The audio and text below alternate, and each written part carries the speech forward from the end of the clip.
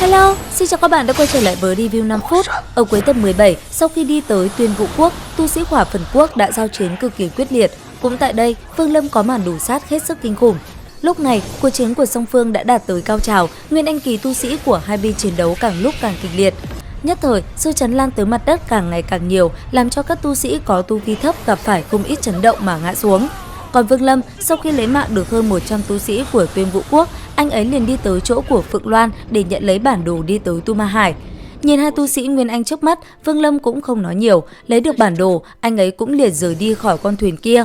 Thế nhưng, khi Vương Lâm vừa rời khỏi thuyền chiến, thì ở phía xa, một vị tu sĩ đã vội vàng đáp xuống phía trước.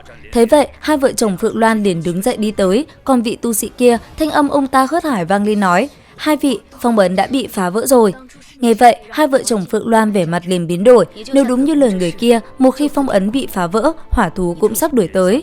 Nghĩ tới đây, sắc mặt hai người trở nên nghiêm trọng, nhất thời, ánh mắt của hai người liền hướng về phía xa, nơi trận chiến đang diễn ra quyết liệt. Còn Vương Lâm, sau khi lấy được bản đồ tới Tu Ma Hải, anh ấy liền dùng thuật độ thổ lướt nhanh dưới lòng đất. Thế nhưng, anh ấy vẫn luôn dùng thần thức quan sát tình hình phía trên. Bất chợt, sau một đoạn thời gian phi hành dưới lòng đất, Vương Lâm vô tình bắt gặp hình ảnh một tên tu sĩ đang ngự kiếm đuổi theo Lý Mộ Uyển. Sau đó, khi đuổi tới gần, bàn tay hắn ta liền túm lấy bả vai của nàng, làm cánh tay áo của nàng xách ra một mảng, vẻ mặt cực kỳ sợ hãi. Thế vậy, tên kia dùng đôi mắt tà ác nhìn nàng. Lúc này, Lý Mộ Uyển gương mặt yếu ớt, nàng sợ hãi đứng yên lặng. Còn tên kia, càng lúc hắn ta càng tiến lại gần nàng. Đột nhiên, hắn ta phát hiện Vương Lâm đang dùng thuật độ thổ. Bàn tay vung lên, hắn ta liền phóng thẳng tới chỗ Vương Lâm. Bởi vậy, ngay lập tức, Vương Lâm thân hình liền xuất hiện.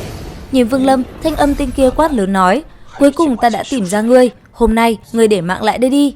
Bên cạnh, Lý Mộ Uyển thanh âm yếu ớt nhìn Vương Lâm nói: "Là ngươi, sư huynh, cứu ta." Nghe thanh âm của nàng, Vương Lâm vung kiếm lên, lạnh lùng quát: "Bỏ cô ấy ra, nếu không ta sẽ lấy mạng ngươi ngay lập tức." Dứt lời, phi kiếm trong tay Vương Lâm liền phóng về phía trước. Nhân cơ hội tên kia phải đỡ lấy phi kiếm, Lý Mộ Uyển liền phóng nhanh tới bên cạnh người Vương Lâm và nấp sau anh ấy. Thấy thế, tên có vẻ mặt tà ác kia cười lớn. Sau đó, bàn tay hắn ta huyễn hóa ra rất nhiều phi kiếm hướng về phía Vương Lâm phóng tới. Vương Lâm thầm than một tiếng, bàn tay nắm lấy Lý Mộ Uyển, thân thể nhẹ nhàng tránh thoát khỏi phi kiếm, nhanh chóng thi triển thổ độn thuật bỏ chạy. Cũng trong lúc đó, ở phía xa kia, đám hỏa thú khi nãy vẫn đang hướng về phía Vương Lâm cũng đột nhiên quay ngoắt đầu hướng về phía ngược lại. Trên trời cao, nhìn đám hỏa thú đột nhiên xoay chuyển thân hình, đám tu sĩ Nguyên Anh thầm than một tiếng nói: "Đám hỏa thú kia đột nhiên đổi hướng rồi, có khi nào mục tiêu của bọn chúng lại không phải chúng ta?" Dứt lời, sắc mặt bọn họ liền trở nên âm trầm. Còn Vương Lâm và Lý Mộ Uyển ở dưới lòng đất, thân hình hai người nhanh chóng bay đi. Lúc này, tốc độ của Vương Lâm là cực kỳ nhanh, chỉ trong phút chốc, anh ấy đã cắt đuôi được tên tu sĩ có vẻ mặt tà ác kia. Cảm nhận được nguy hiểm giảm bớt, Lý Mộ Uyển thanh âm vang lên nói: "Xin lỗi đã làm liên lụy tới huynh, tên khi nãy là trưởng lão của Song Tu Bôn ở Tuyên Vũ Quốc, chẳng hiểu tại sao hắn lại biết được ta có một viên thiên ly đan nên mới tìm tới." Nàng chưa kịp nói xong, hai mắt của Vương Lâm đã chớp chớp, trầm giọng nói: "Cô có thiên ly đan sao?" "Thiên ly đan thành phẩm ta không có, ở đây ta chỉ có một viên bán thành phẩm. Thế nhưng chỉ cần dùng nửa canh giờ tế luyện là có thể hoàn thiện được một bước cuối cùng, biến nó trở thành hoàn chỉnh. Cô có chắc rằng trước khi hỏa linh thú đuổi kịp có thể tế luyện thiên ly đan hoàn chỉnh hay không?" "Sư huynh, thời gian quá ngắn, ta không thể tạo ra được thành phẩm, nhưng ta có thể luyện đan."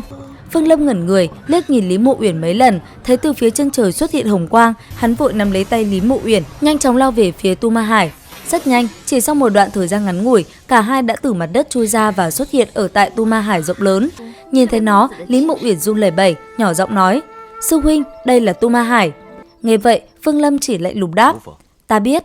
Dứt lời, cả hai người liền hướng ánh mắt nhìn về phía xa kia và bay đi. Đến đây thì hết tập 18 tinh nghịch. Xin chào và hẹn gặp lại các bạn.